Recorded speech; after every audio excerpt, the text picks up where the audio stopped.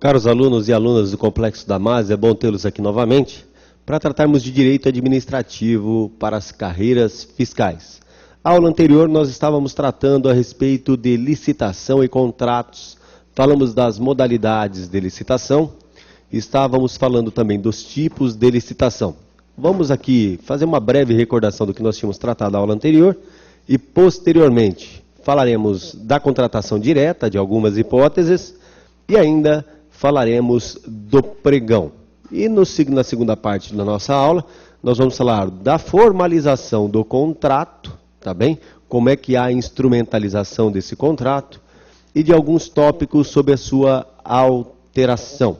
Na aula anterior, nós tínhamos feito a anotação a respeito da distinção entre tipos e modalidades licitatórias. Vamos só deixar anotado no quadro aqui quais são as modalidades que nós já vimos. Então, nós temos as modalidades de licitação, e dentre as modalidades nós vamos encontrar a concorrência, que é a mais ampla das modalidades, a tomada de preço,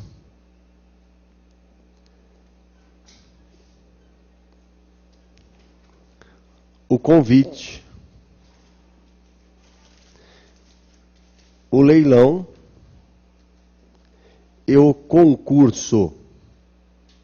Essas modalidades previstas na Lei 8.666, e nós temos o pregão, que é a modalidade prevista em legislação específica, em lei específica. Então aqui eu tenho as modalidades concorrência, tomada de preço e convite, que são ditas modalidades gerais, já que podem tratar sobre qualquer tipo de contrato. Teremos ainda o leilão e o concurso, que são modalidades específicas, e específica também será o pregão. Do lado, só para nos recordarmos, vamos anotar quais são os tipos de licitação. Tipos de licitação, não se esqueça que quando se fala de tipos, estamos falando de critérios de julgamento. Então, os tipos de licitação que nós teremos será preço, menor preço,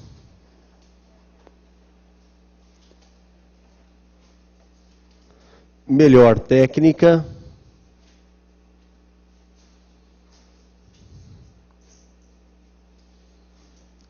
técnica e preço,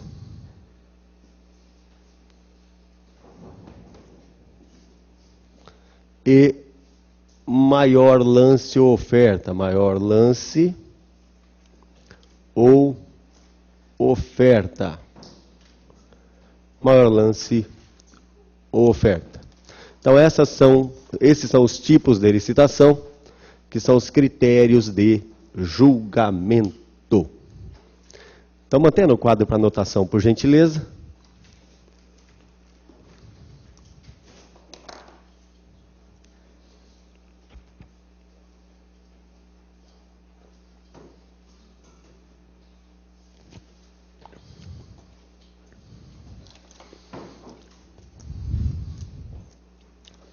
Agora eu pergunto a vocês, nós chegamos a tratar de todas as modalidades da Lei 8.666? Tratamos, né?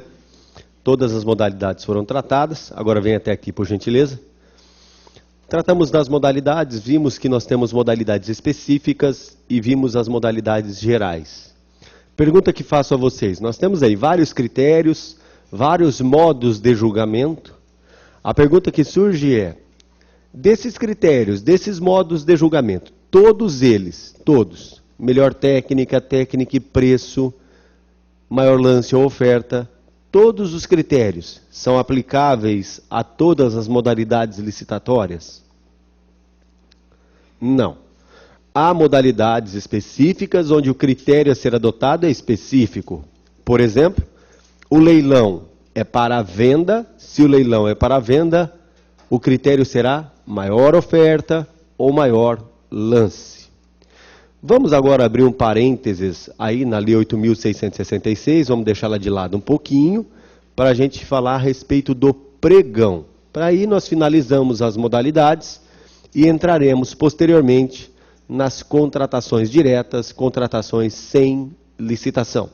Então, inicialmente, aqui nos cabe tratar do pregão como modalidade específica. O pregão como modalidade específica, está ele previsto na Lei 10.520 de 2002. Então, o pregão é uma modalidade específica prevista na Lei 10.520 de 2002. O pregão, ele é aplicável a todos os entes da administração. Então, será ele aplicável a todos os entes da administração pública. A todos os entes da administração. Mas para que serve o pregão? O pregão ele é útil para a aquisição de bens e serviços,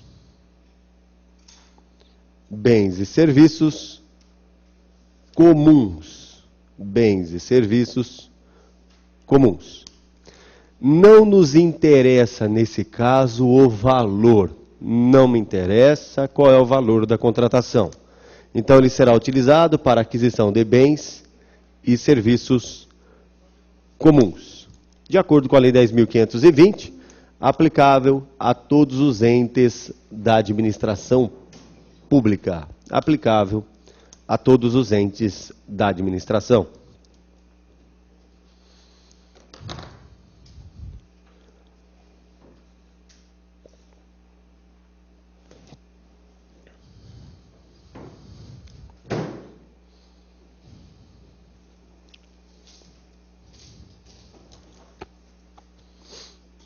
Agora vem até aqui, por favor.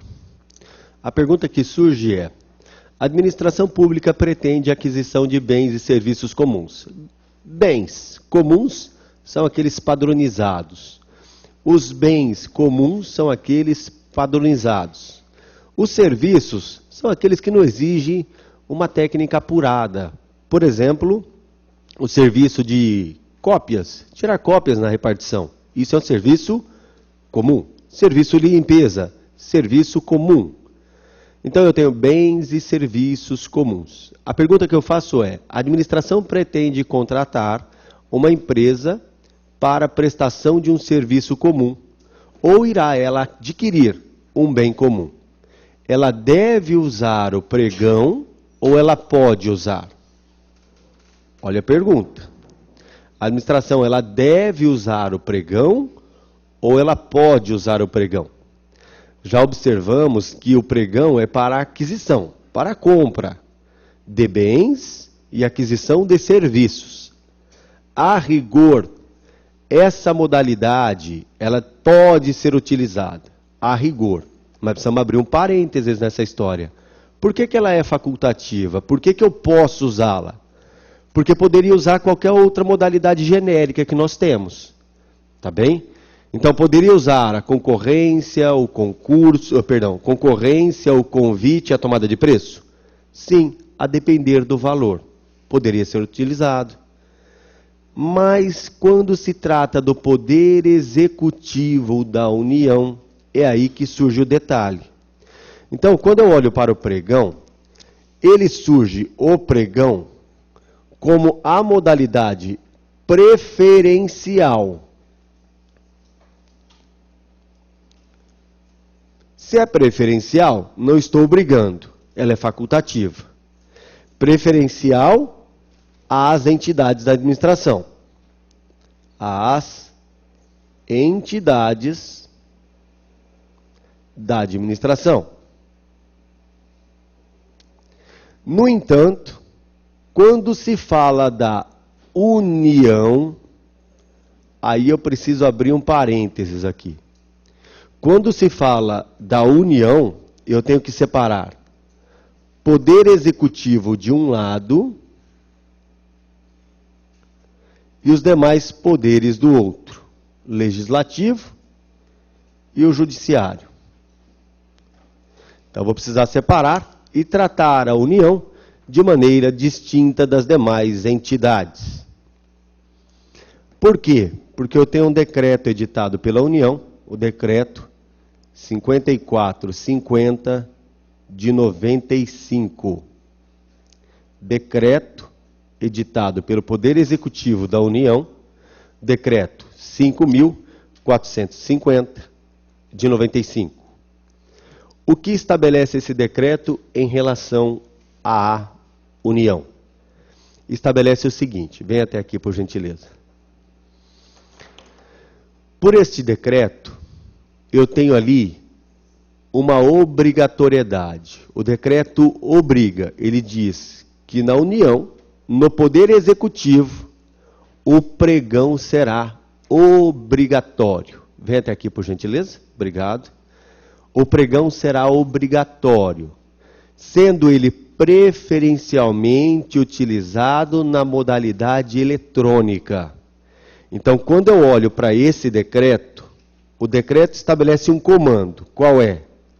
Para a União, o pregão surge agora obrigatoriamente e de maneira preferencial o pregão eletrônico. Só que esse decreto, ele só vincula o Poder Executivo e suas entidades da administração pública indireta.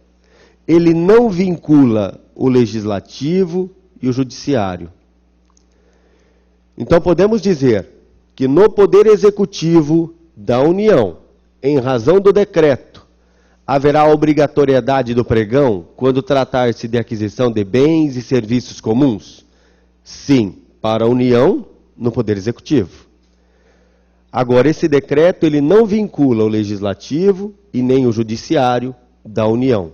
Portanto, em relação ao Legislativo e ao Judiciário da União, continua sendo o pregão preferencial.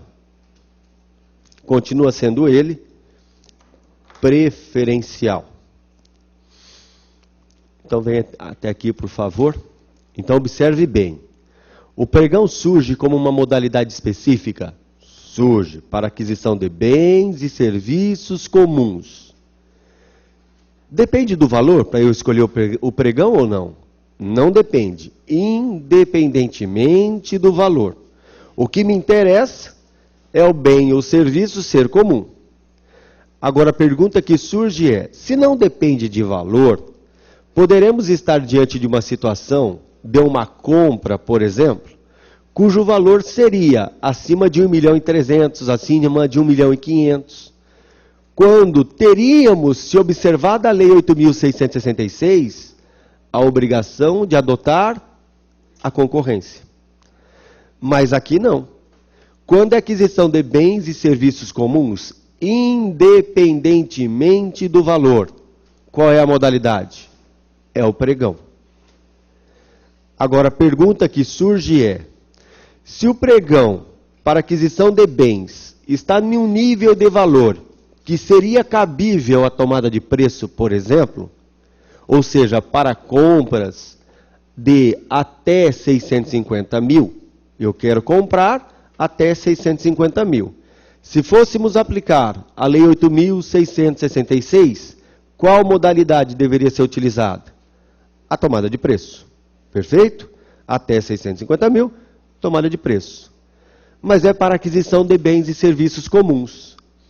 Surge aí, então, a possibilidade de termos o pregão ou a tomada de preço. A pergunta que se faz é, surge uma faculdade neste caso, ou eu devo, por se tratar de bens e serviços comuns, eleger obrigatoriamente o pregão?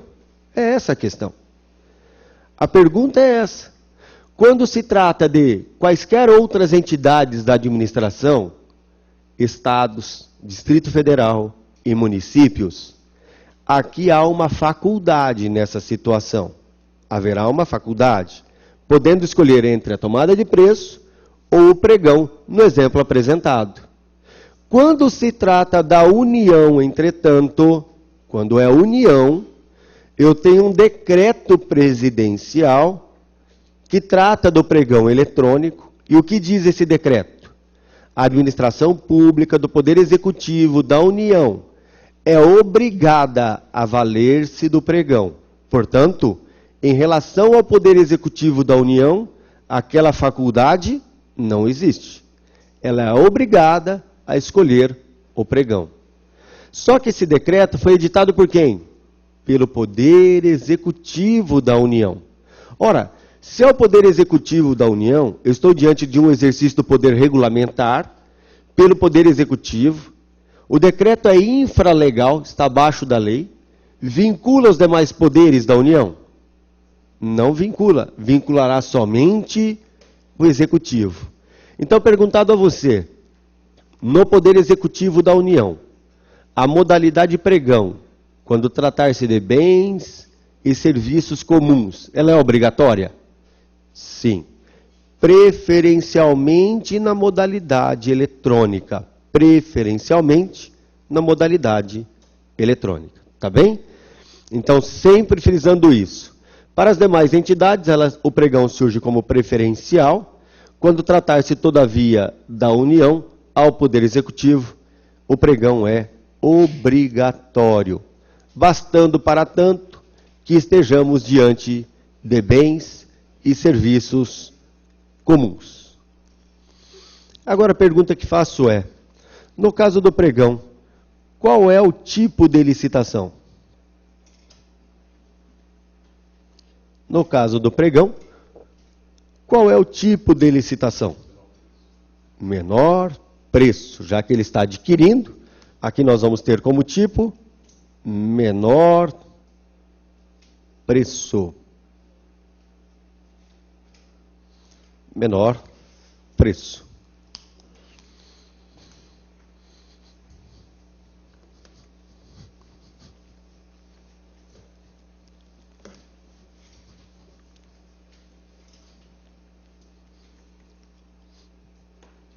Agora nós vamos anotar algumas características relativas ao pregão. Tá? A primeira característica que surge. Se nós formos observar a administração pública, formos até a administração, nós vamos perceber que o pregão ele é utilizado largamente. A administração tem se valido do pregão a todo momento. Por que isso? Já havíamos comentado no aula anterior que o pregão, além de ser rápido, ele é menos dispendioso para a administração. Ele é ágil e eficiente, o pregão. Por isso que ele tem sido utilizado com maior frequência pela administração pública. Por que se diz que ele é rápido? Porque é uma inversão nas fases. É publicado o edital, o sujeito se apresenta, ele traz as propostas. Sempre lembrando disso, sempre. Ele traz as propostas. Quais propostas? A proposta comercial e também os documentos necessários à análise. Então ele traz as duas. Proposta comercial e traz também os documentos a serem analisados. Então primeiro comercial e depois os documentos. Quando nós falamos da concorrência, nós tínhamos dito que na concorrência também há essa preparação. Precisa antes de analisar documentos e só depois a gente analisa a proposta comercial. Aqui no pregão nós vamos inverter isso. A pergunta que faço é, no pregão há fase de habilitação? Pergunto a vocês. Sim, só que ela é analisada depois. No pregão há fase de habilitação? Sim, só que ela vai ser feita depois. Então há uma inversão. Se formos fazer uma comparação, nós temos na concorrência aqui, e nas demais modalidades gerais da Lei 8.666, nós teríamos o edital, a fase de habilitação, o julgamento, a homologação e, finalmente, a adjudicação. Então, essas são as fases que nós vamos ter ordinariamente. Então, o que nós percebemos? Que na fase de habilitação, quando é analisado os documentos, aqui nós vamos analisar os documentos de quem? De todos os licitantes aqui, de todos. Para só depois ingressarmos na parte comercial. Então, analisaremos os documentos de todos, até mesmo os documentos de quem venha a perder a licitação, daquele que não venha a ganhar. No caso do pregão, a situação é diferente. Então, nós vamos ter no pregão a inversão. No pregão, aquela fase de habilitação, então nós temos o edital, nós teremos as propostas comerciais,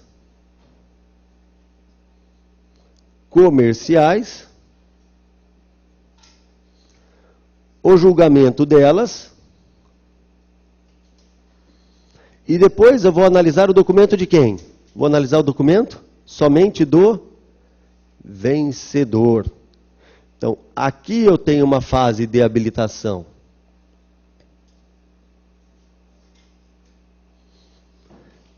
Mas só em relação àquele que apresentou a melhor proposta. Então, eu não tenho a apreciação de todos os documentos, de todos os licitantes. Tá bem? Há uma inversão no que se refere a essa fase aqui. O que torna bem mais ágil, bem mais rápido o pregão. Pois não.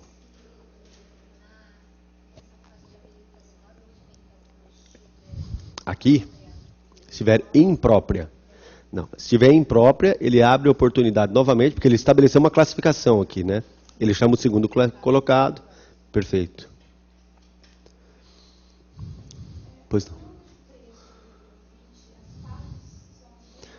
Praticamente a mesma, com algumas coisas diferentes. Tá? A pergunta da colega é, na tomada de preço e no convite as fases são as mesmas da concorrência? Nós sabemos que são modalidades sintéticas, menores, mas eu posso ter habilitação em ambas, quando aparece aquele terceiro. Tá? Então as fases são praticamente as mesmas. Menor é certo, tá? Porque são modalidades gerais. Agora, o que nos interessa no pregão é exatamente essa característica. Primeiro, há uma inversão. A fase de documentação, de apreciação de documentos, vai ficar para depois. Tá bom? Então, a fase fica para depois. Agora, eu pergunto a vocês. No pregão, nós temos 2 momentos de apresentação de proposta comercial. 2 momentos. Nós vamos anotar no quadro. Quero só que vocês entendam.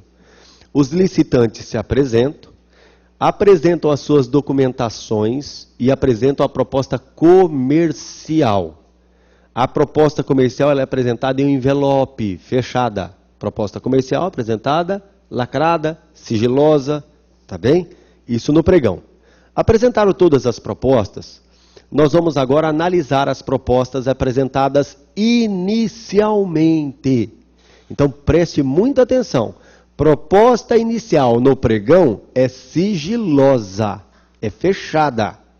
Nós resolvemos uma questão lá atrás, vocês devem se lembrar, quando nós falamos do princípio da publicidade. Teve uma questão que tratava exatamente disso.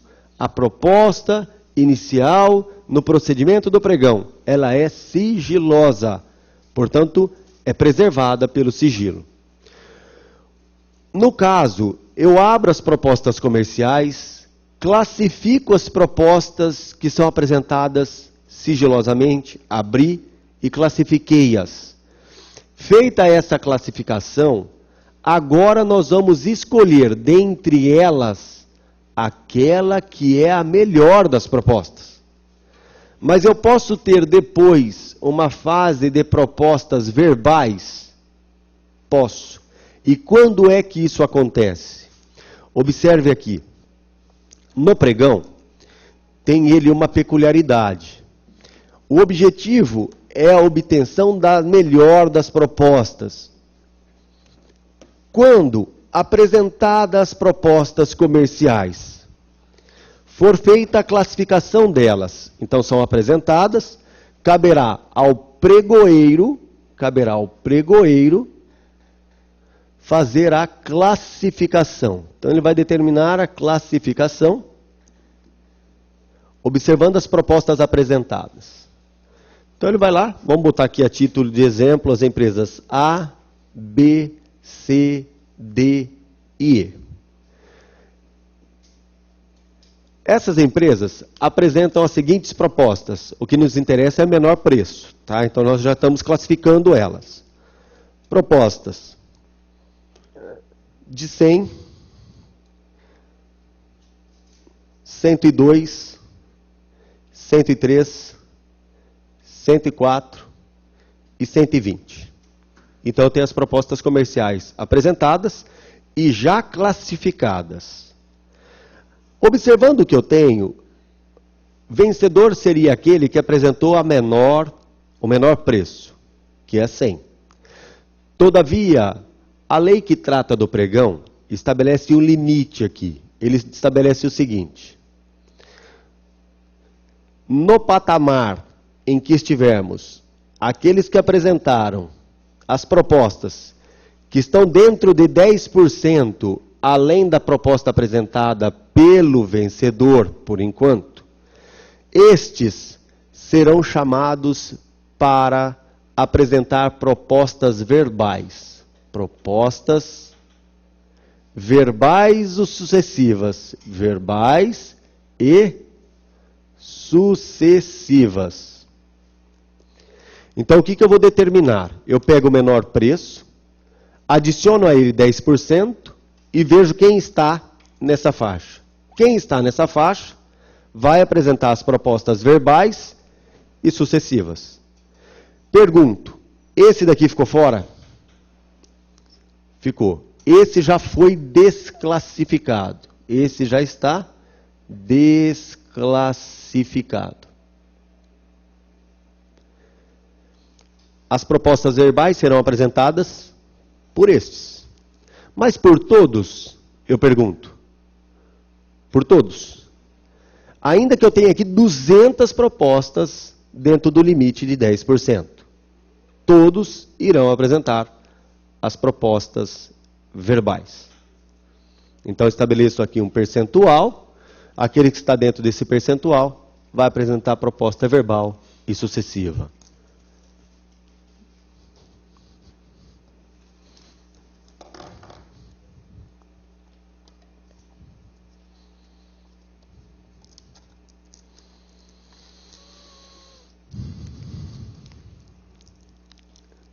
É animador. É a última aula nossa de Direito Administrativo, né? É a última aula hoje de Direito Administrativo. É por isso que eu noto, vem até aqui, por favor. É a nossa última aula de Direito Administrativo. É por isso que eu estou percebendo em sala, eu olho para o semblante, para o rosto do aluno, uma tristeza profunda. Há um início de depressão, estou percebendo. Sabe? Então eu vou sugerir depois tratamento, porque vai precisar. Tá?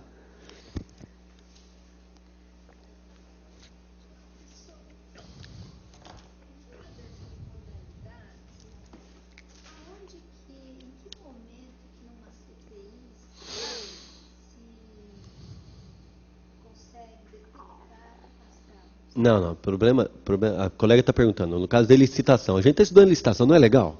Pô, é legal pra caramba a licitação. E a gente percebe que a lei ela é rígida, ela estabelece um monte de regras, tudo. E ainda assim, tem gente que consegue dar curva na lei de licitação. Tá? Aí primeiro tem o Tribunal de Contas, né, que vai fazer a fiscalização, e a gente está vendo aí vários problemas a respeito de licitação. O problema é que eu não tenho, a demanda é tão grande que não há condição da administração fiscalizar. Tá? E muitas vezes, aí eu chamo a atenção a vocês, muitas vezes o administrador público que pratica uma licitação errada, ele não o faz dolosamente. Muitas vezes. Nós estamos estudando lei de licitações? Estamos. É complicada? Pô, a lei é complicada pra caramba. Você imagina o prefeito de uma cidadezinha no interior do nosso país? Se ele vai ter condição de aplicar a lei de licitações de maneira correta? Até tem. Mas eventualmente ele pratica erro. E pratica. Tá? Mas as fraudes, aí cabe, primeiro, o Tribunal de Contas fiscalizar. Depois que o Tribunal de Contas fiscaliza, ele encaminha ao Ministério Público para apreciação de improbidade administrativa. encaminha ao Ministério Público para a propor penal e, eventualmente, a instauração de CPI quando há uma movimentação política, né? Tá? Então, normalmente surge essa notícia de algum lugar, o Tribunal de Contas é o que nota inicialmente as irregularidades aqui, tá bom? Então, olha, tem aqui os classificados. Agora a pergunta que eu faço é: há alguma situação que permita a empresa E participar dos lances verbais e sucessivos? Há alguma situação? Haverá. Nós vamos fazer o seguinte, olha, vou apagar aqui, ó.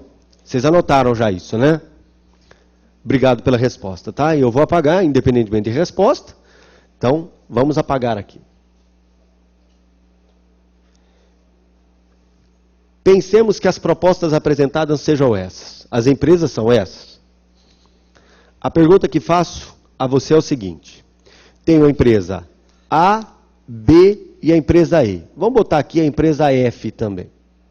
A empresa F apresenta a proposta de 121. Perfeito? Então tem a empresa F que apresentou a proposta de 121. A pergunta que faço é: quem é que está no limite dos 10% nessa história? Somente a empresa B. 10%, a empresa B. Vão chamar essas duas para lances sucessivos? Não. Eu preciso de, no mínimo, 3. Então, vou buscar quem? Aquela que está, apesar de fora dos 10%, é a que está mais próximo. Então, nós vamos trazer quem aqui? Essas empresas. Então, eu preciso de, no mínimo, 3. Então, eu chamo aquela que está dentro dos 10% e aquela que imediatamente após ela é a classificada, ainda que fora dos 10%. E a empresa F vai participar? Não. Essa foi desclassificada. Desclassificada. Então, todas participarão dos lances sucessivos? Não, somente a empresa A B e a E. A empresa F está fora, porque ela está além do que é estabelecido. Então, eu pergunto, há alguma possibilidade da empresa que apresentou uma proposta que excede a 10%, além daquela que foi a melhor das propostas, participar de lances verbais e sucessivos? É possível, desde que eu não tenha 3 empresas que tenham apresentado a proposta até 10%, além daquela apresentada pelo vencedor. Tá bem? Então, muito cuidado com isso. Toda vez se pergunta isso daqui em prova, hein? Quando pergunta de pregão, pergunta quem é que apresentará os lances verbais e sucessivos. Pois não? Não, aqui na verdade o vencedor é na primeira fase de classificação. Ele ainda não foi julgado vencedor. Não é isso. Preste atenção, olha. Não foram apresentadas as propostas escritas? Eu não fiz uma classificação? Perfeito. Na classificação inicial, eu tenho um vencedor inicial. Não é ele que vai levar o contrato, não é isso. Só há ali o primeiro colocado. O primeiro colocado, ele serve de orientação para ver as propostas subsequentes. Ele pode, já de início, ser escolhido vencedor? Já de pronto? Pode. Desde que, vem até aqui, desde que não exista isso, ó, vou apagar. Olha aqui, apaguei. A apresentou 100, o E apresentou 120. Tem alguém que está dentro de 10%? Não tem. Esse daqui vai ser, a princípio, o vencedor. Porque eu não chamo para lances sucessivos. Ele já foi escolhido. Então, preste atenção, por favor. Vem até aqui. Para que se tenha lances sucessivos, é necessário que, abaixo daquele que apresentou a melhor das propostas, eu tenha licitantes que tenham apresentado propostas que estão naquele patamar de 10% acima do valor do primeiro colocado. Dentro daquele valorzinho lá, eu vou ter lances sucessivos. Então, novamente, para que tenhamos lances sucessivos, é imprescindível o quê? é imprescindível que, abaixo de A na classificação, tenha alguém que fique aqui entre os 10%. Então vamos colocar B. B apresentou 102. C apresentou 103. D apresentou 104. Pergunto, quem é que vai apresentar lances sucessivos? Limitado a quem? A quem está nessa faixa de 10%. A empresa E ficou fora? Ficou fora, porque ela está além. A empresa F também ficou fora, porque ela está além. Agora pensemos a segunda situação que nós apresentamos.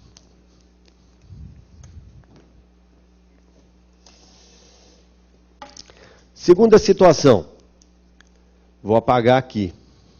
Apaguei. Empresa A apresentou a proposta de 100. A empresa B apresentou a proposta de 102. A empresa C apresentou a proposta de 120. A empresa D apresentou a proposta de 130. Há necessidade de lances sucessivos? Sim, porque eu tenho quem está dentro do patamar de 10%. E quem está? 100 e 102. Só que eu preciso de no mínimo 3. Então eu chamo quem? Aquele que, apesar de fora dos 10%, é o número necessário para integrar os 3. Agora pergunto, a D ficou fora? Ela ficou, porque eu já tenho os 3. Então, o que nós percebemos? Que para haver lances sucessivos, é necessário que alguém esteja dentro desses 10%. Se não houver uma pessoa dentro dos 10%, vamos apagar aqui, ó, apaguei. Vamos pensar que as propostas sejam essas. Nós vamos ter lances sucessivos? Não, porque eu não tenho quem estar dentro dos 10%. Esse daqui vai ser o vencedor. Acabou. Tá? Ele é escolhido vencedor neste caso. Certo? O que eu quero aqui, nós vamos marcar essa tabelinha do lado de maneira mais tranquila para vocês anotarem. Eu só quero que vocês percebam o seguinte.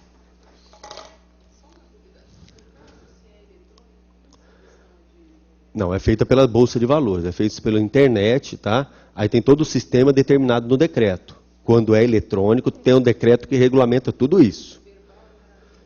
É presencial. Presencial.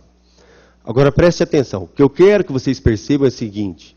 O pregão é para ser ágil, é para ser rápido. Estamos todos presentes. Apresentadas as propostas, eu estabeleço a classificação. Olha a classificação e vejo, ó, a empresa A apresentou 100, a empresa B 102.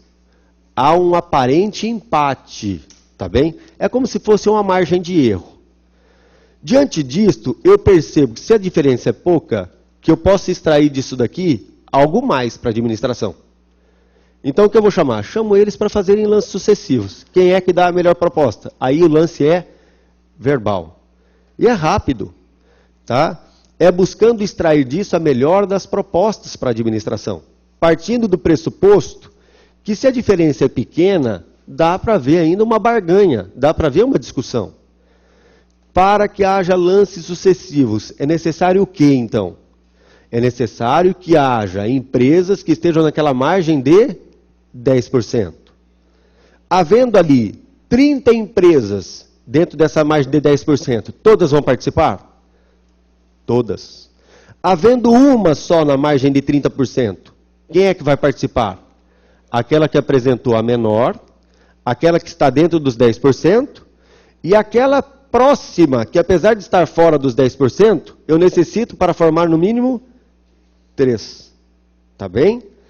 Agora, preste atenção como o pregão é interessante. Pensemos, o cara apresentou 100, esse daqui, a empresa A.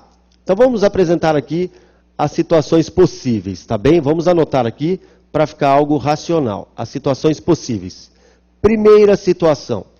A apresenta 100, B apresenta 102, C 103 e o D 130. Quem é que vai para os lances sucessivos? Essas daqui que estão dentro dos 10%. Essa é a primeira situação. Segunda situação. A apresenta 100, B 102, C, 130, D, 140. Quem é que vai para os lances sucessivos? Primeiro, eu preciso analisar se tem alguém que está dentro dos 10%. Há alguém que está dentro dos 10%? Sim. Há número suficiente para lances sucessivos? Não. Então o que a gente faz? Nós vamos estender ao próximo. Então nós vamos trazer quem? Esse daqui. Quem é que ficou fora? Esse foi desclassificado e nesse caso esse foi desclassificado. Agora vamos para a terceira realidade. Aqui. Terceira realidade. A apresenta 100. B apresenta 115. C, 120 e D, 140. Vamos ter lances sucessivos? Não, porque não há quem esteja dentro da margem de 10%. Nós não temos quem está dentro da margem de 10%. Então, nesse caso, o vencedor foi A. Perfeito? Anote essa realidade aqui, tá? Essas três situações que são importantes para a nossa prova.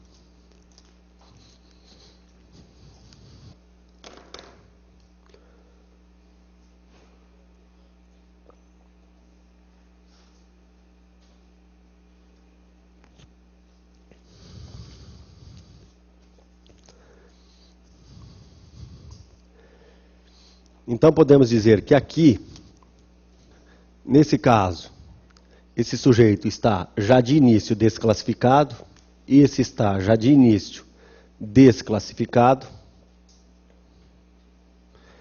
e aqui estão de início desclassificados.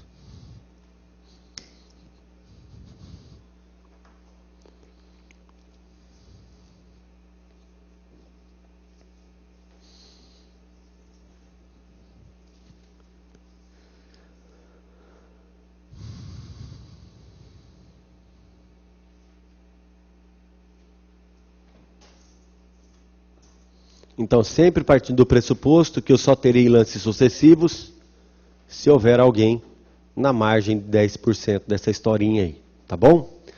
Agora vem até aqui, por favor. Pergunto a vocês, é possível outra situação de lances sucessivos que não sejam essas? Tá. Pensemos que A tem apresentado o valor de 100. Ele foi escolhido vencedor, certo ou errado? Certo. Mas isso é uma certeza absoluta? Eu posso dizer que ele apresentou 100 e ainda assim ele não ser o vencedor? Não, analisando aí a proposta comercial só, a habilitação vamos deixar para diante. Olhando só a sua proposta comercial, eu posso chegar à conclusão de que ele não é o vencedor? Analisando a proposta comercial? Sim. Perfeito. É o que nós tínhamos falado lá na concorrência, quando nós falamos, ó, cuidado, não poucas vezes as propostas são apresentadas, eu tenho dentre elas a melhor das propostas, mas se eu for olhar para fora da licitação, olhar para o mercado, ela está fora. Então, aqui, o pregoeiro, olha o que eu vou dizer, hein? O pregoeiro, ele tem juízo de oportunidade, ele vai agir discricionariamente. Caberá ao pregoeiro determinar se a proposta é aceitável ou não. Então, observe, ainda que seja a melhor das propostas, que é menor preço, caberá ao pregoeiro determinar se ela é aceitável ou não. Tá bem? Caberá ao pregoeiro, ainda que seja dentre os licitantes, o menor preço. Pergunto, pode ele reconhecer que é inaceitável? Pode. Ainda que dentre os licitantes seja o menor preço, ele pode entender que é inaceitável? Pode. Aí caberá a ele fazer o quê? Pergunto a vocês. Ele vai chamar o segundo colocado e fazer o contrato com o segundo? Não, porque se a do primeiro já é inaceitável, a do segundo deve ser um horror, né? Ele pode permitir lances sucessivos e verbais? A princípio, sim. Mas primeiro, ele vai pegar aquele sujeito que está em primeiro lugar e vai falar para ele, meu, agora Sou eu e você. Vamos negociar. Então preste atenção. Olha o tamanho da discricionariedade que possui a administração. Tem um que apresentou a melhor das propostas? Teve. Este que apresentou a melhor das propostas, pode ser ela, apesar de a melhor, inaceitável? Sim. Quando inaceitável, o que faz o pregoeiro? Ele passa a fazer uma negociação direta com aquele que apresentou o menor preço. Então nós estamos nessa fase aqui. Vem até aqui, por favor. Escolhemos aqui, nesse primeiro caso, na primeira situação, aqueles que vão para o lance sucessivo. Indo para o lance sucessivo, eu já vou escolher no lance sucessivo, na sequência, lances verbais e sucessivos, vamos pensar que A tem apresentado a melhor proposta nos lances sucessivos. Ele tem apresentado a proposta de 90. A melhor proposta em lance sucessivo foi a de A. Neste caso. Pergunto, ele já vai ser o vencedor? Não. Primeiro, por que eu não vou declarar o vencedor? Porque eu preciso analisar se a proposta dele é aceitável. Se o leiloeiro reconhece que ela é inaceitável, o que faz o leiloeiro? Com a empresa A, busca fazer negociação, que é buscando melhorar a proposta. Ele não vai discutir com as demais, vai discutir com esta, que foi aquela que apresentou a menor proposta, o melhor preço. Nesse caso, se for aceitável, nós vamos para a segunda fase. É aceitável? É. Então ele é o vencedor. Agora nós vamos analisar os documentos. De quem? Do vencedor. Então nós vamos para a fase de habilitação.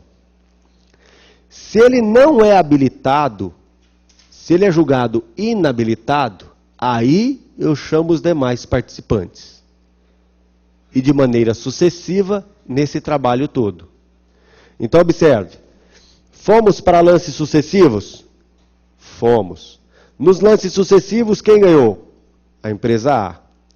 Ela apresentou o menor preço, que é a melhor proposta. Será a vencedora? Só será se a proposta for aceitável. Se a proposta é inaceitável, o que faz o leiloeiro nesse caso? Ele abre negociação direta com essa empresa. Escolhida essa empresa porque ela apresentou a proposta correta e é a proposta aceitável, nós vamos analisar o quê? Os documentos. Ela pode ser habilitada ou inabilitada. Caso inabilitada, ela vai ficar fora e eu chamo as demais. Na ordem sucessiva. Tá bem? Pois não.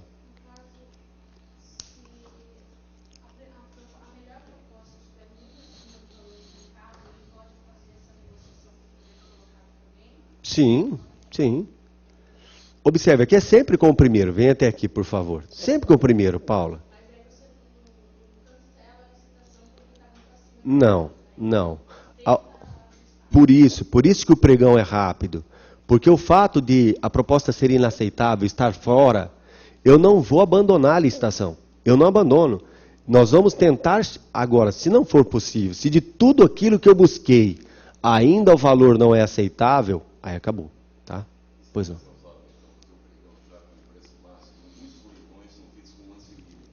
Sim. Na verdade, o que acontece? Quando começa o pregão, a administração ela já tem o valor do mercado tabelado. Ela já sabe, já foi feita a avaliação. Perfeito, perfeito. Seria possível, mas aí quando se chega nessa situação, de repente, quando eu abro a licitação até ao momento da proposta comercial, há uma variação no mercado. E aquilo que eu apresentei para eles já não é a realidade mais. Isso pode acontecer, né? Agora, o que é importante, que o que eu quero que vocês percebam, é que o pregão ele é muito rápido. Ele é rápido e eficiente. Então, escolher o menor preço. Pelo fato de ser o menor preço, vai ser o vencedor? Não. De repente é inaceitável. Se é inaceitável, pergunto, Eu abro negociação com todos? Não. Só abro negociação com aquele que apresentou a melhor proposta. Até chegar a um nível de aceitação. Chegou e é aceitável o que ele me apresentou? Agora nós vamos analisar o quê? Os documentos. Analisados os documentos, ele pode ser habilitado ou inabilitado. Quando inabilitado, aí eu tiro ele fora e faço o quê? E vou para o segundo colocado, partindo para toda a negociação novamente. Tá bem? Isso tudo presencialmente. Então, é muito rápido, é muito eficiente. Tá?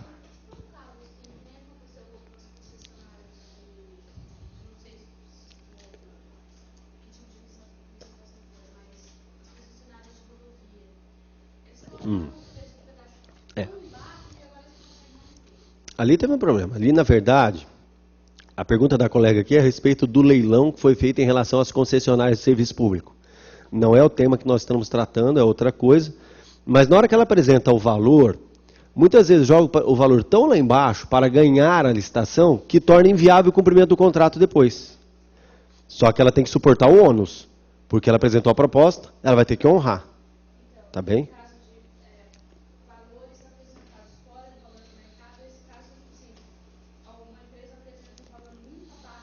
Ela ganha.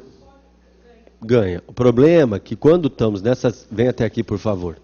Nesse exemplo, que a empresa apresenta um valor muito abaixo do mercado para ganhar a licitação, quando é uma empresa de concessão de serviço público, como nesses casos, que a colega está falando em sala, que é concessão de administração de rodovias, a empresa contratada, lá no começo da licitação, ela tem que apresentar garantias de que ela tem condição de suportar o cumprimento do contrato. Perfeito? Então, ela apresentou a proposta e ela deu a garantia de que ela tem condição de suportar o cumprimento do contrato. E ela vai ter que suportar o cumprimento do contrato. Agora eu pergunto, no pregão, não me errem, por favor, admite-se a exigência de garantia de proposta? Garantia. Como garantia financeira lá atrás. No pregão, admite-se a exigência de garantia de proposta. O que é a garantia de proposta? Antes de analisar a proposta comercial, eu quero analisar a condição financeira. É exigido isso no pregão? No pregão não pode, a lei proíbe. Não se admite no pregão a garantia de proposta. Isso não é admitido no pregão. No pregão a lei proíbe a garantia de proposta. São 3 vedações, que eu quero que vocês anotem. Deixa eu só encontrá-las aqui na lei. São 3 vedações que sempre se perguntam em prova. Se vocês quiserem anotar, por gentileza. A primeira vedação está no artigo 5º da Lei 10.520. Artigo 5º da Lei 10.520, de 2002. É vedado, é proibido no pregão, não pode no pregão. Primeiro, a exigência de garantia de proposta. Primeiro, a exigência de garantia de proposta.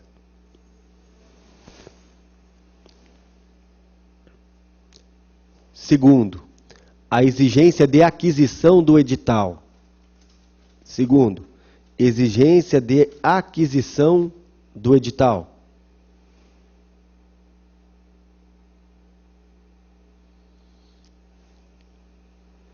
E terceiro, o pagamento de taxas e emolumentos.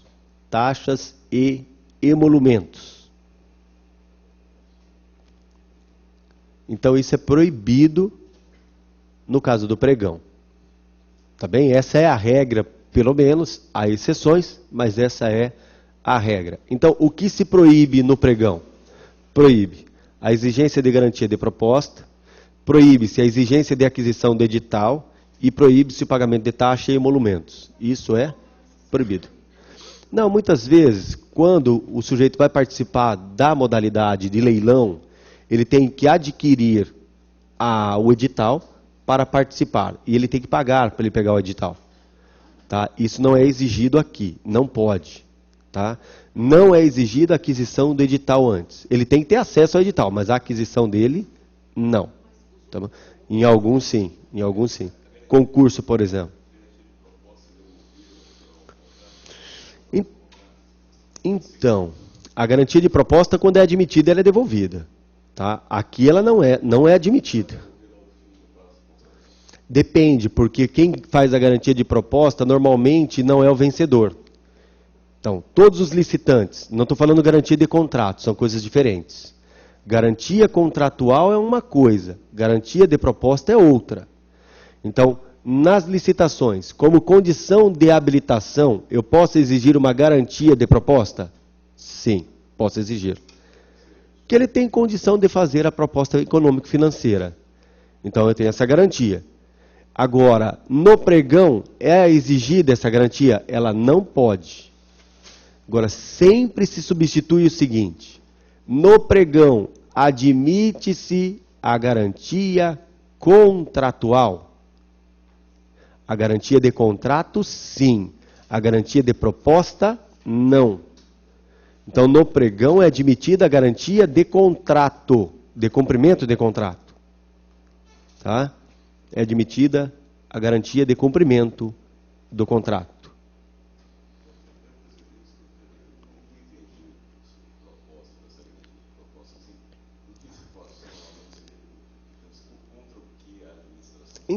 Não, mas é em relação ao vencedor só que isso pode acontecer.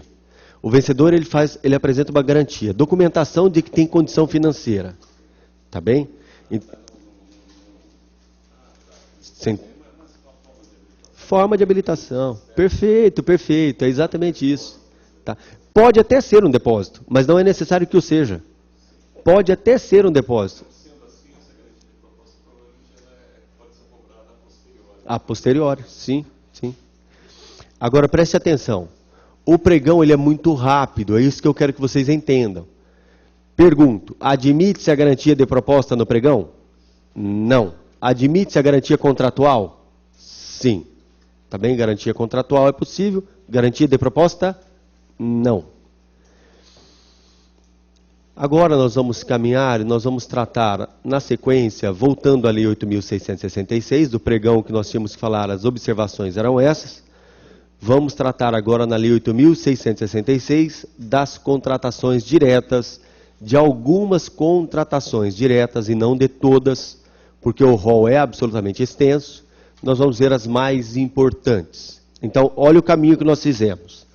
Nós falamos das modalidades da Lei 8.666, de todas. Quais foram? Concorrência, tomada de preço, convite, leilão e concurso. E acabamos de tratar da modalidade pregão, falando um pouco de suas características. Qual é a característica formal, procedimental, que distingue o pregão das demais modalidades? É a inversão no procedimento, sendo que a fase de habilitação fica ao final para o vencedor. Então essa é a distinção formal no caso do pregão.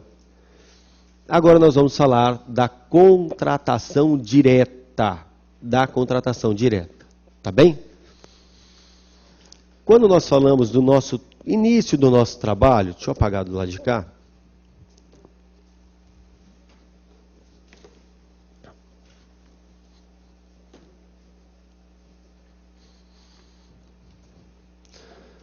No começo do nosso trabalho. Oi? Não das hipóteses, né? Sim, paramos aqui. Eu não falei das situações. Vem até aqui, por favor. Nós não tratamos ainda das hipóteses de dispensa, das hipóteses de inexigibilidade.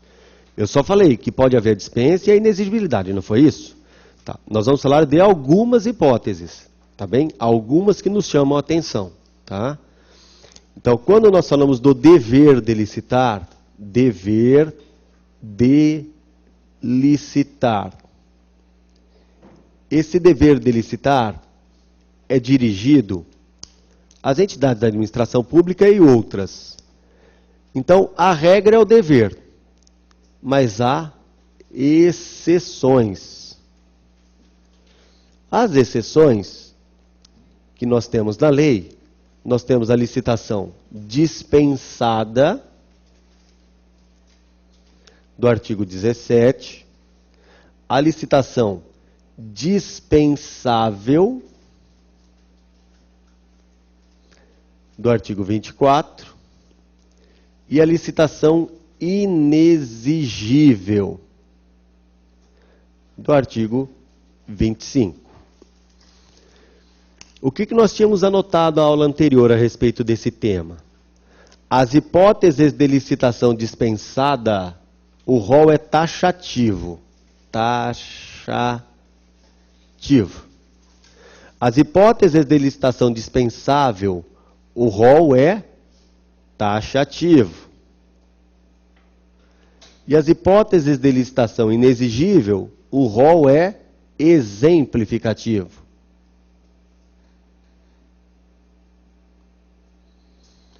Taxativo, taxativo e exemplificativo. Neste caso, da dispensada, eu posso dizer que nesse caso, a licitação, ela é vedada. No caso da dispensável, ela é possível. E na hipótese de inexigível, ela é impossível ou inviável. Impossível ou inviável.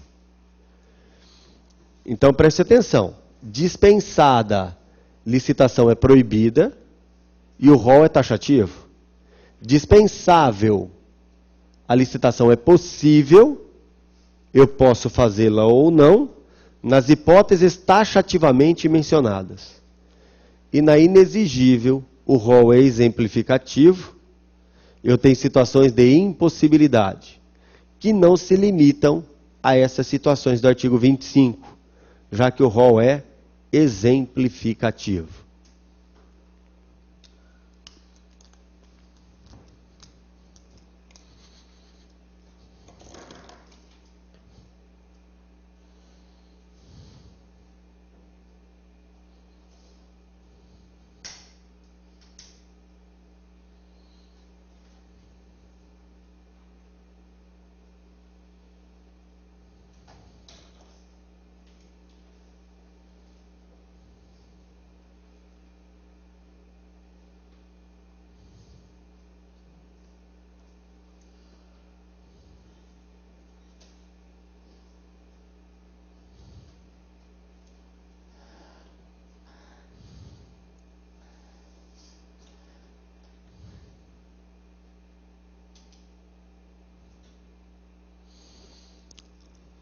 Vamos falar da licitação dispensável do artigo 24.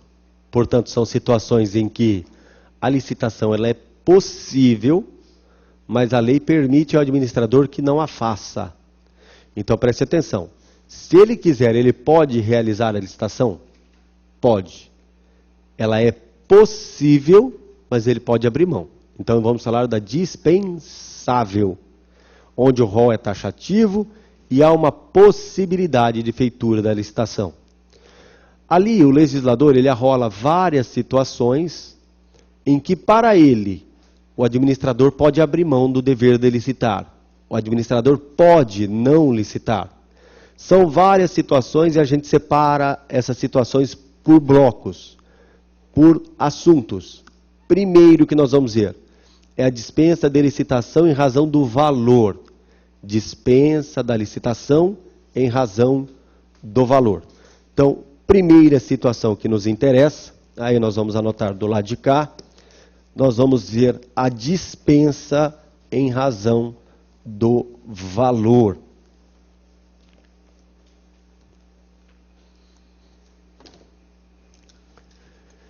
Vocês lembram daquela tabela que nós fizemos? Vocês se lembram, tá? Vou só colocar aqui uma síntese dela, que eu vou precisar dela para estabelecer o valor aqui.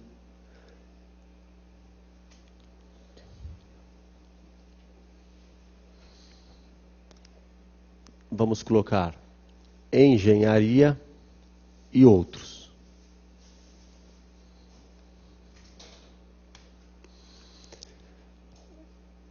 concorrência, tomada de preços e o convite.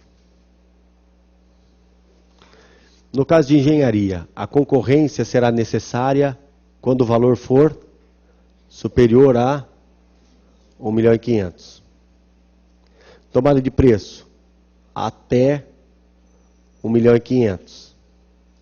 E o convite, até 150.000. No caso da concorrência para outros, superior a 650.000. Tomada de preço, até 650.000.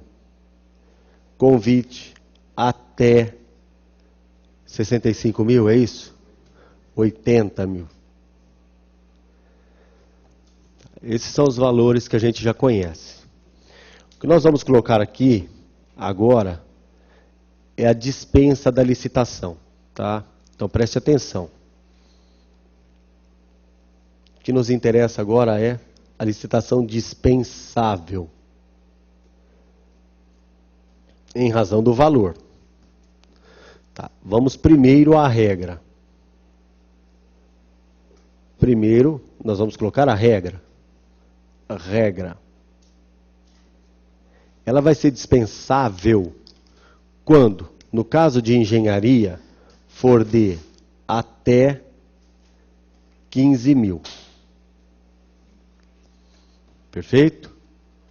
E no caso de outros, até 8.000. Portanto, 10% do convite, né, que nós estamos vendo, né? Então aqui eu tenho 10% do que é definido no valor do convite. Esse valor ele vai modificar, ele será diferente quando tratar-se de sociedade de economia mista, empresa pública, agências executivas e consórcios. Então, olha, sociedade de economia mista, empresa pública, agência executiva e consórcios. Quando se tratar dessas pessoas jurídicas, o valor aqui vai ser dobrado. Será de até 30.000 e até 16.000. Perfeito?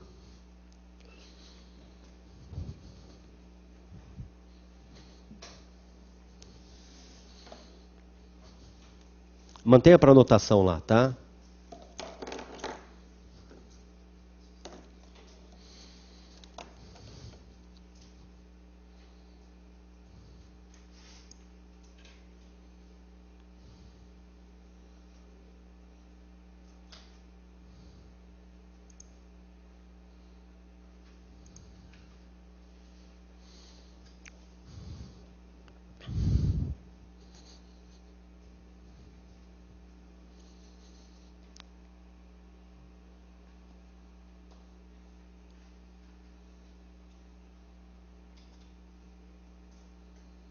Então aqui, não sei se está legível. Está legível aqui? Não, né? Não está legível? Então eu vou ler para vocês, tá bom? Posso ler? Posso. Sociedade de economia mista, empresa pública, sociedade de economia mista, empresa pública, agências executivas e consórcios. Beleza? Anotadinho? Tá.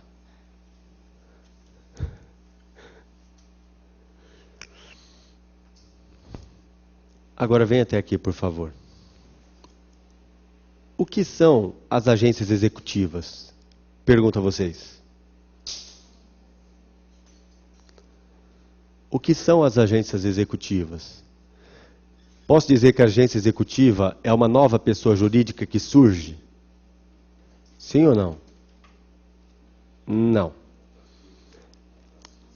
A agência executiva, preste atenção, por favor. Só pode ser agência executiva, só pode, fundações e autarquias, só. Então, o que é uma agência executiva? É uma fundação ou uma autarquia? Agora, preste atenção. Nós vamos anotar já, tá? Então, já anotamos que é autarquias e fundações, correto? Essa denominação, agência executiva, é uma denominação que é dada a essas pessoas jurídicas porque elas assumem compromissos especiais. Tá? Então, essas pessoas jurídicas que foram criadas já existem, depois elas vão receber essa denominação, agência executiva. E por que ela recebe essa denominação? Porque ela se compromete frente à administração a ser mais eficiente. Então, há um compromisso de eficiência, tá certo? Então, a agência executiva é a fundação ou autarquia que se compromete frente ao poder público a ser mais eficiente. Quais são os requisitos básicos para que eu tenha uma agência executiva? Primeiro, que haja um plano de reestruturação em andamento. E segundo, que haja um contrato de gestão elaborado. Então, para que tenhamos agência executiva, tem que ter um plano de reestruturação em andamento e um contrato de gestão com o poder público. Então, olha o que nós temos. Para termos agência executiva, tem que ser o quê? Autarquia ou fundação que tenha um plano estratégico de reestruturação e que tenha um contrato elaborado com o poder público. Correto? Beleza. A elaboração desse contrato faz com que, a partir dele, ela já seja uma agência executiva? Não. Ela só vai ser uma agência executiva a partir do decreto do Poder Executivo que a declara como tal. Então, ela só será uma agência executiva a partir do decreto do Poder Executivo que a declara como tal. Tá bem? Então, quando se fala de agência executiva, pergunto, poderá dispensar licitação em razão do valor? No caso de engenharia, qual é o patamar? No caso de engenharia, valores até 30 mil, nos outros até 16. Agora, sem errar, por favor, hein? E a agência reguladora, ela pode dispensar licitação pelo valor? Pode. A agência reguladora? Pode. Mas qual vai ser o valor que ela deve obedecer para a dispensa? Aqui. É a regra. Não confundam, então, agência reguladora com agência executiva.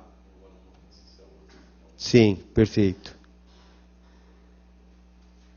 Não confunda agência reguladora com agência executiva.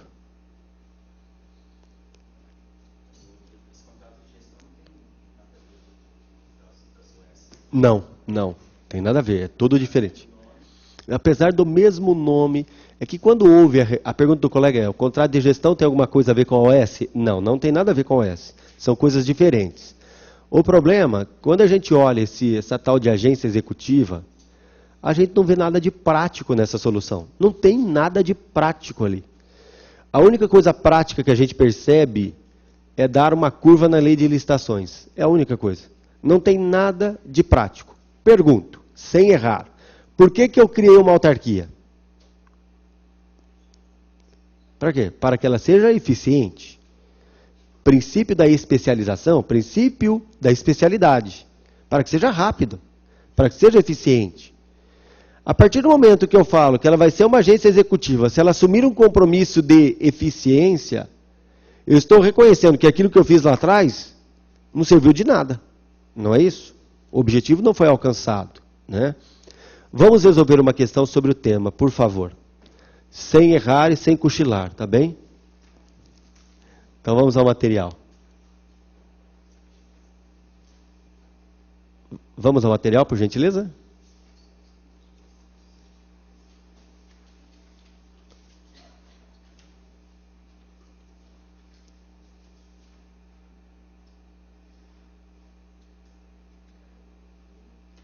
Isso, obrigado. Leiam e me respondam sem errar. Tá? Essa questão vocês não têm ela nesse material. Não, não tem. Essa é da turma VIP. Sabe?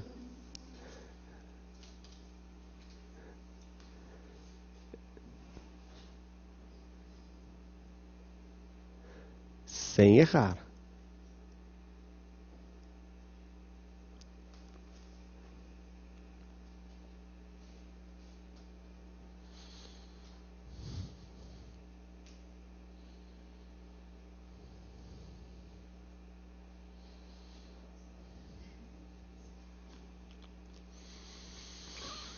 Uma empresa pública que pretenda celebrar um contrato de obra estimado no valor de 25. Vem até aqui, por favor. 25 mil reais. Estamos diante de uma empresa pública, ela está aqui. Ela quer fazer uma obra, portanto é engenharia. Ela pode dispensar a licitação? Pode, ela pode dispensar até 30. Então, primeira coisa que nos interessa nessa questão, primeira coisa, é que eu estou diante de uma situação em que a licitação é dispensável. Licitação dispensável. Se a licitação é dispensável em razão do valor, ela pode ou ela deve realizar? Ela pode. Então, a primeira coisa que chama atenção, o que me interessa é o pode, não é o deve. Tá bem? Então vamos à questão novamente, vamos a ela, por favor. Poderá valer-se da inexigibilidade de licitação por valor? Errado, não existe inexigibilidade pelo valor. O que existe é dispensa pelo valor. Inexigibilidade pelo valor não existe. Letra B. Deverá valer-se da dispensa de licitação pelo valor? Deve ou pode? Pode. Então está errada a letra B. Está errada. Letra C. Deverá licitar na modalidade convite? Vem até aqui. Qual é o valor do contrato que ela quer fazer? O contrato que ela quer fazer não é de 25 mil? 25 mil. Está aqui? Agora eu pergunto. O convite, no caso de engenharia, é até quanto? Até 150. Tá, então voltemos à questão, por favor. Letra C. Deverá licitar na modalidade convite? Se fosse para licitar, vem até aqui, por favor. Qual seria a modalidade adequada? Não, se fosse para licitar, o valor de 25. No caso de engenharia, se fosse para licitar, a modalidade adequada é convite. É até 150. Beleza? Mas quando é possível o convite, é possível a tomada de preço? E é possível a concorrência. Então preste atenção. Pode licitar ou deve? Pode. Na modalidade convite, na modalidade tomada de preço e na modalidade concorrência. Por que pode? Porque estamos diante de uma licitação dispensável. Voltando então à questão, por favor. Letra C está errada porque está falando deverá licitar na modalidade convite. Letra D. Poderá licitar na modalidade tomada de preços? Sim. A letra D é o gabarito. E a letra E. Deverá licitar na modalidade concorrência? Também errado. O gabarito da nossa questão aí é a letra D de dado. D de dado. Tá bem? Então vem até aqui, por favor. É muito importante a gente saber essas hipóteses de dispensa de licitação pelo valor. Porque toda hora nas provas pergunta dessa tabela e pergunta das hipóteses de dispensa. A maioria, nesse caso, a maioria, olhando o valor de 25, não ficou atenta ao fato de que é uma empresa pública que estava fazendo a licitação.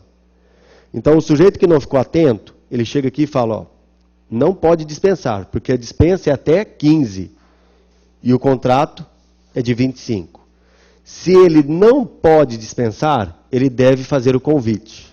A maioria colocou, deverá fazer o convite. O que está errado, porque é uma situação excepcional de licitação dispensável. É uma situação excepcional de licitação dispensável.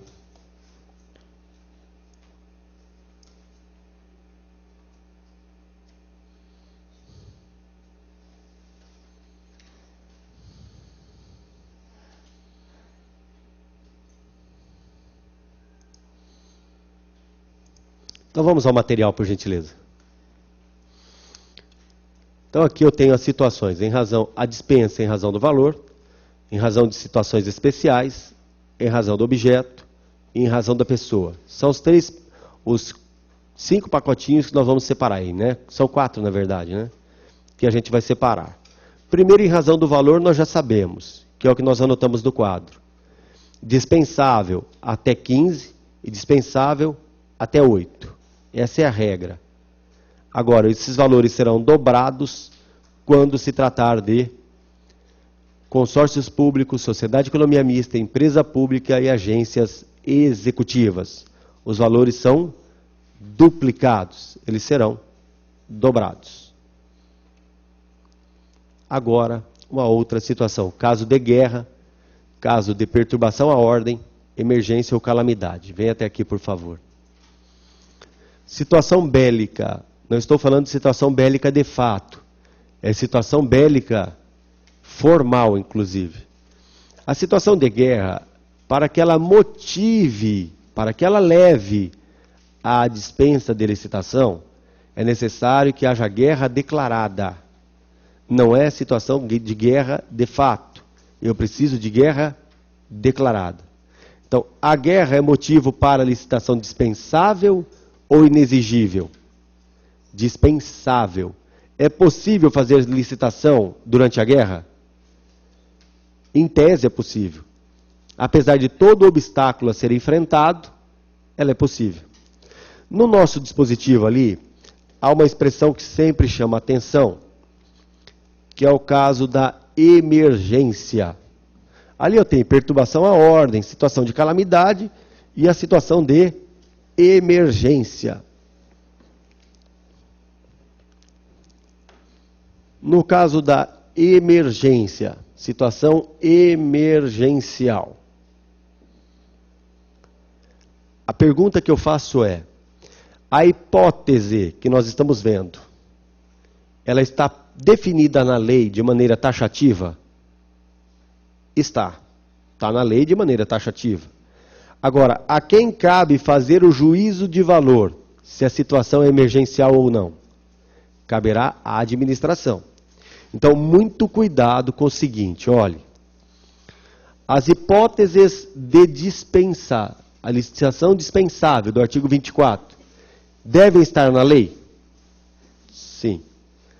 Diante disto, eu posso dizer que o administrador está vinculado a situações elencadas na lei? Perfeito. Olha, cuidado, hein? Parece coisa contraditória que nós vamos falar. O administrador está vinculado às hipóteses previstas na lei? Sim. E na apreciação de tais hipóteses, não se permite discricionariedade.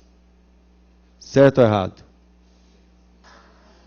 Na apreciação das hipóteses, não se admite discricionariedade. Certo ou errado? Errado. Por quê? Quem é que define se a situação é emergencial ou não? É a própria administração. Valendo-se do quê? De discricionariedade. Discricionariedade. O juízo de valor que é feito a respeito da situação apresentada cabe à administração. Então não confundam, por favor. A administração, na licitação dispensável, está vinculada às hipóteses definidas em lei? Sim. Não se permitindo qualquer juízo de valor na apreciação de tais situações? Errado. Admite-se sim juízo de valor. Na apreciação do quê? Das hipóteses definidas em lei. Parece situação contraditória. Então, as situações de licitação dispensável do artigo 24 são aquelas definidas em lei. O rol é taxativo. Portanto, o administrador está vinculado às situações legais. Certo ou errado? Certo. Mas na apreciação de cada qual, poderá ter juízo de valor. Especialmente no que se refere ao aspecto emergencial, neste caso. Então, aqui eu tenho juízo de valor empreendido pela administração. Só que muito cuidado, a situação emergencial não pode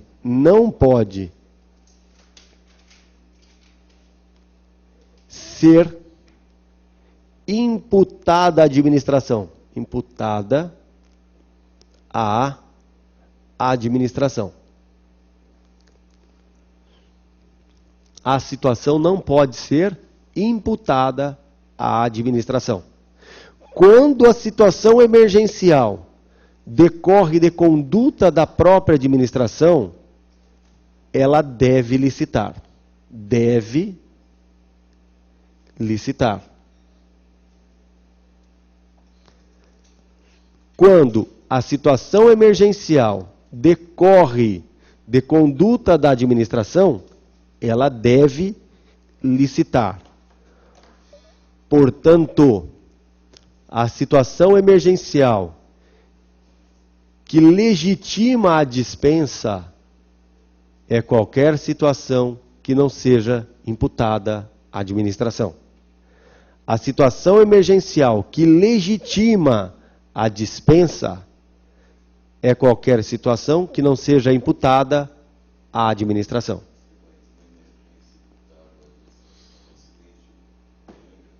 Não, emergência imputada à administração é quando ela retarda, chega no momento em que ela tem que fazer correndo a licitação. Perfeito? Tá, a gente vê isso a toda hora, infelizmente. Protela, para chegar no momento em que ela é emergencial. Tá, nesse caso, há o dever de licitar. Tá. A situação emergencial que legitima a dispensa não pode ser imputada à administração.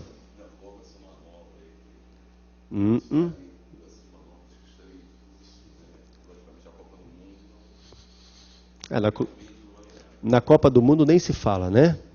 O problema é que na Copa do Mundo, a história da Copa do Mundo, criou-se o regime diferenciado de licitação, que é uma lei toda diferente, em que eu tenho procedimentos todos distintos, em que os valores são engavetados, as propostas não são apresentadas, tem todo um defeito, a discussão a respeito da constitucionalidade do dispositivo, onde eu tenho um regramento de licitação todo diferente, que é o tal do RDC, né, que é diferente, tá? Então ali eu tenho absolutamente distinção nessa regra.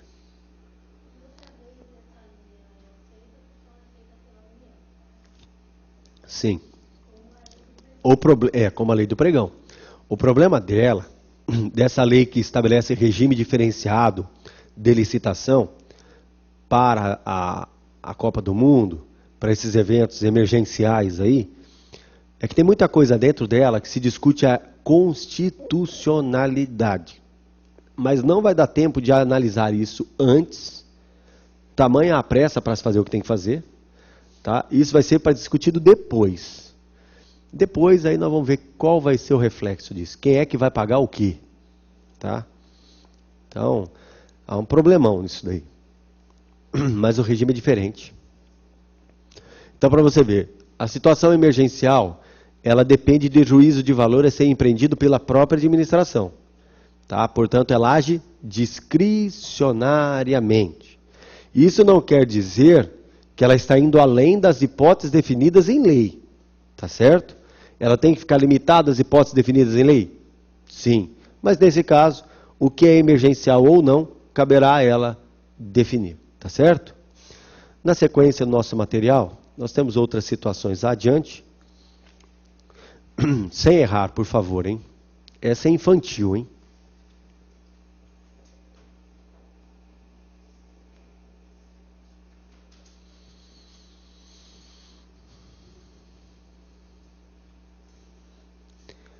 É inexigível a licitação nos casos de guerra ou grave perturbação à ordem?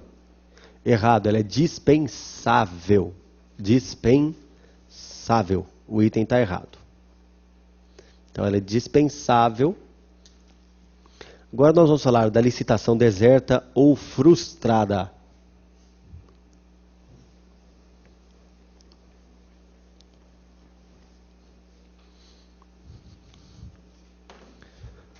Não confundir com a licitação fracassada, tá bem? Então nós vamos colocar aqui, de um lado, a licitação deserta ou frustrada. Primeira coisa, para que haja dispensa nesse caso. Primeiro, que não haja licitantes. Ali a expressão é, quando não acudirem interessados, né? Que não haja licitantes. Primeira condição. Mantenha só nesse daqui, por favor. Que não haja licitantes.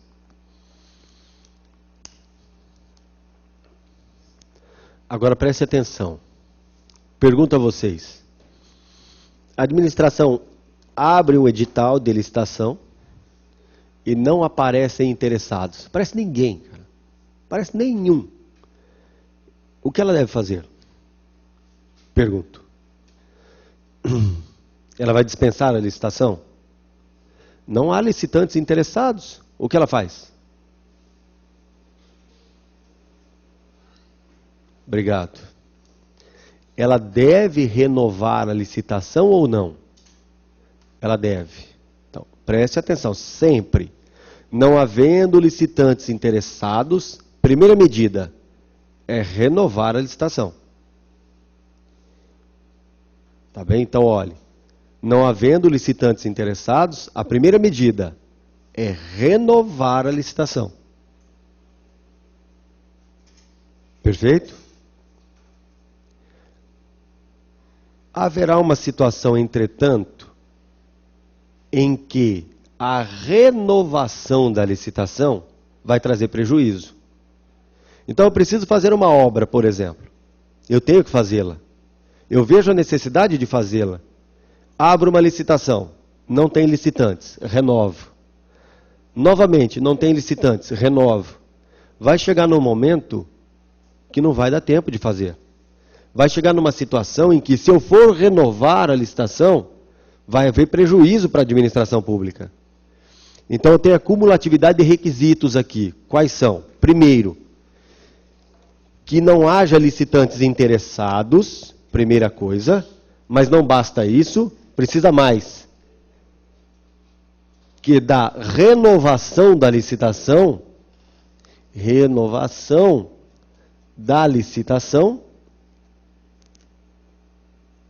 haja prejuízo.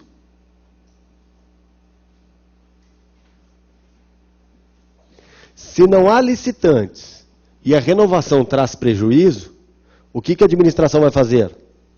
Ela vai dispensar.